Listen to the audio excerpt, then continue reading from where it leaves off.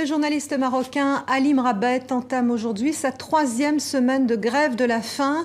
Ce journaliste satirique, en délicatesse avec la monarchie, demande en vain depuis des mois aux autorités marocaines de renouveler ses pièces d'identité. Il a entamé son combat devant le siège de l'ONU à Genève. Marc Gagliardone.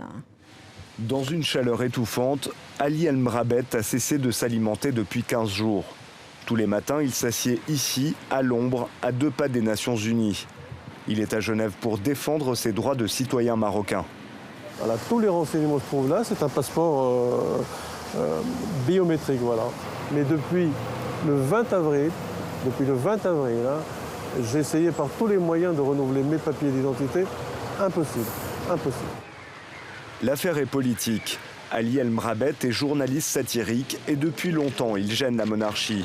En 2003, la justice l'emprisonne pendant 8 mois suite à la publication d'articles qui portent outrage au roi du Maroc.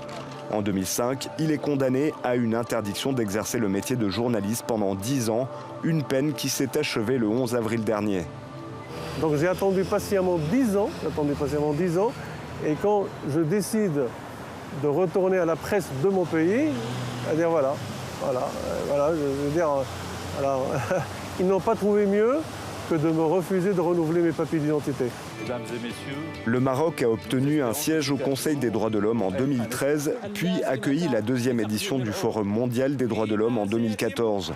Une image propre qui cache une réalité plus sombre selon le représentant du MRAP à l'ONU. C'est lui qui défend le dossier du journaliste auprès des instances onusiennes à Genève.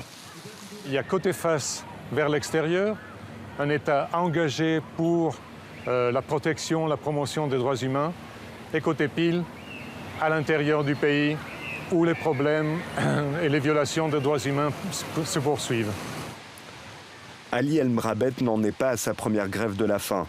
Pour obtenir des papiers et rentrer dans son pays, le journaliste marocain âgé de 56 ans est prêt à aller jusqu'au bout.